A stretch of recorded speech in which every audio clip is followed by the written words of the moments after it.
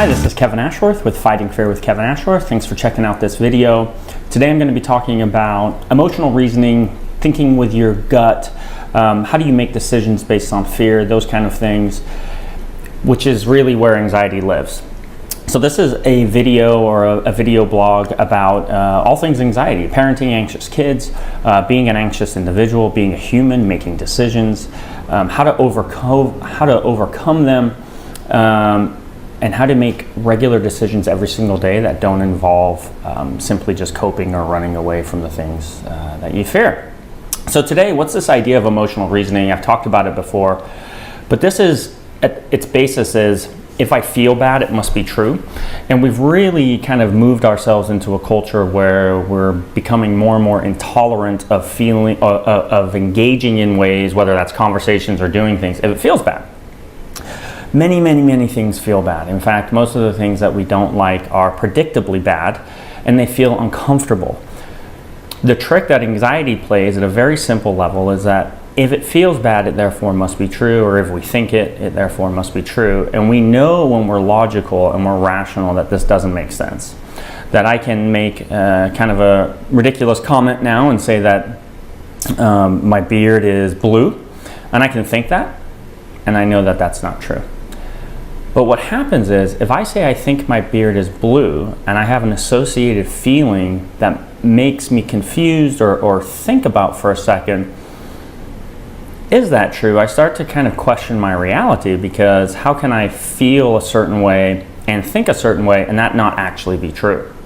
And so if you think about this from daily interactions that you have that make you feel very anxious, there's a few things at play. One might just be basic associative learning. We learn through association. So if you have felt anxious in the past, in front of or around or in anticipation of the thing that you're thinking of, the stimuli, the trigger, then your body will be anxious again.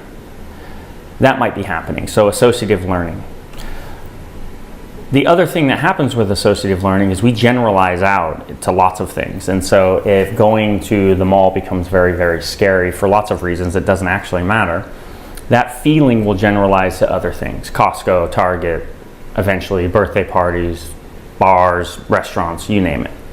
Because what you're learning when you avoid is that to trust your feelings, and when you trust your feelings and you leave the mall, you leave the bar, you leave the party, of course, you typically feel better in the moment until you go home and you think about all the things that you're avoiding and feel shame and guilt because of those things. So we have associative learning, and that is based on this idea that if we experience something in the midst of another stimuli, that those things become wedded, and then we make connections between those things.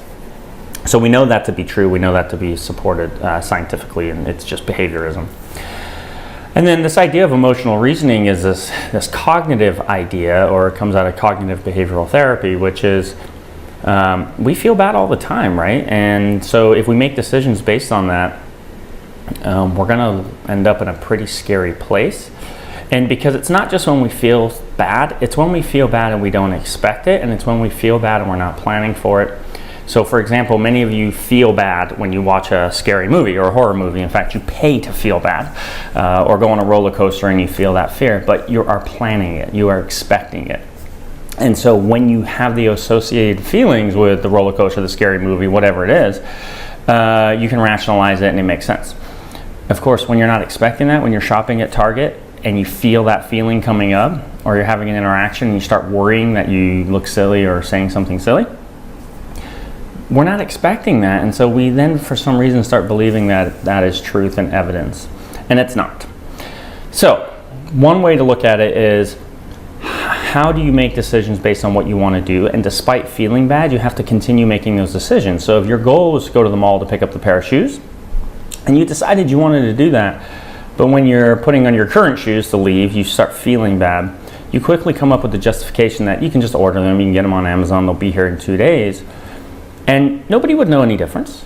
But you would know that you made a big decision based on fear, and your anxiety would know that you're paying attention to it and that you're kind of feeding it.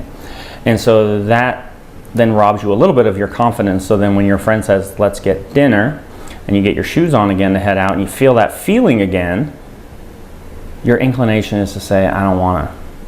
And so you might say, listen, I'm really busy, or you might say, can you accommodate me today? Do you want to come over here and I'll cook? And that's fine, you're still a good friend. Nobody knows the difference except you know the difference.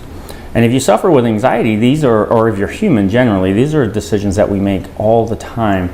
And so what we don't want to do is to make getting to the mall okay or going to dinner okay, that we figure out all these special coping things to manage it, because the process remains the same. Even if you have a nice dinner with your friend, you're no more confident that you can survive that dinner in the future, because your anxiety will trick you into believing that it was an okay experience, or you made it through it with nothing bad happening because various reasons, but not because you're okay.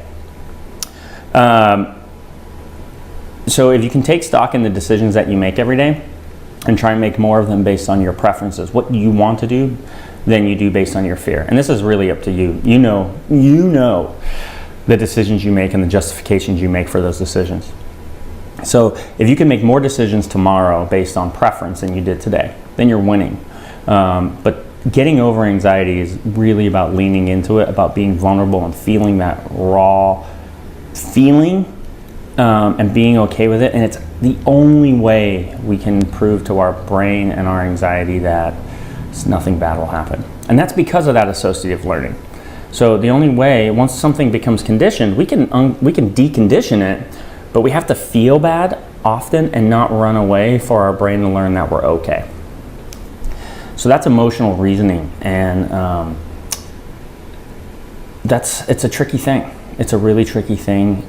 We're becoming less and less tolerant of everybody else and their opinions and the things that are upsetting for us. And you can't walk around hoping you don't bump into something that makes you feel bad, or someone's opinion that hurts your feelings, or someone that's less sensitive, or they're offensive, or whatever it is, because how would they know? We all have very complex experiences in our life, and which create biases, experiences, trauma, whatever it is.